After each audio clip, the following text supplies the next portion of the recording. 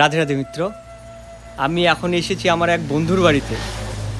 তো বন্ধু একটা গিফট নিয়ে এসেছে। কোথায় থেকে এসেছে সেই গিফটটা সেটা ঠিক আমি জানি না, এখনও শুনতে পারিনি।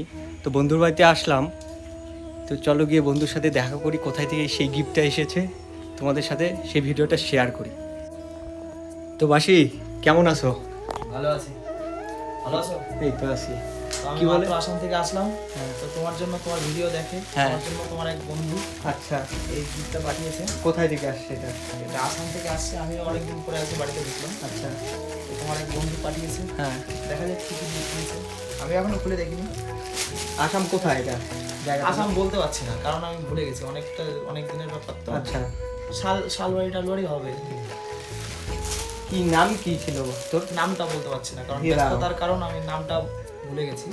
আমার সাথে মানে পরিচয় বা তোমার সাথে পরিচয় কিভাবে বুঝলে? তোমার ফেসবুকে তোমাকে দেখে, ফলো করে, তোমার ফলোয়ার। আচ্ছা, তো যাই হোক, নামটা বলতে জিজ্ঞেস করতে ভুলে গেছি, আমি আচ্ছা। ব্যস্ততার মধ্যে ছিলাম। হ্যাঁ, তো সেই ধরুন আজ সেরকম জিজ্ঞেস করা হয়নি। আচ্ছা। তো আজকে বাড়িতে ঢুকলাম, হ্যাঁ।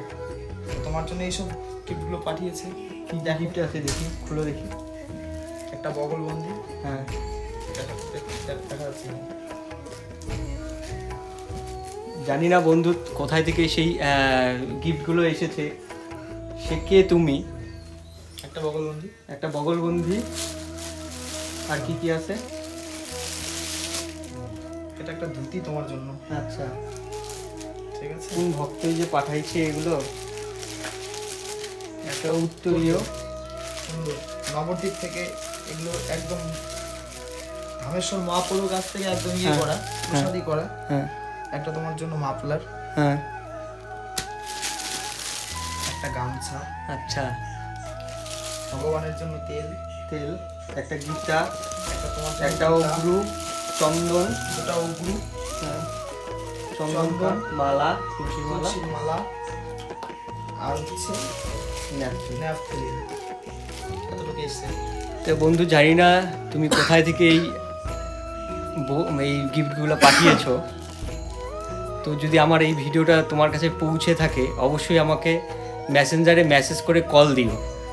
আর ফেসবুক টোটাল ফ্রেন্ডদের বলছি, আমার সাথে কোথাও যেভাবেই দেখা হোক, কোনো অনুষ্ঠান বা কোনো অকেশন বেসিকে অবশ্যই লজ্জা না করে আমার সাথে দেখা করবে, কথা বলবে, আমি অনেক খুশি হব। আর অনেক অনেক ভালো লাগলো সেই গিফটটা পেয়ে। ভগবান তোমার পরিবারকে অনেক ভালো রাখুক, কৃষ্ণ ভক্তির পথে মতি হোক, ভালো থাকো, সুস্থ থাকো, ভগবানের কাছে প্রার্থনা করি। আর সমস্ত ফেসবুক বন্ধুদের বলছি অবশ্যই আমার সাথে দেখা হলে কথা বলবে। অনেকেই ভয় পায় কথা বলতে, তো সেরকম কোনো ব্যাপার নেই, লজ্জাও হয়। রাধে রাধে, ভালো থেকো।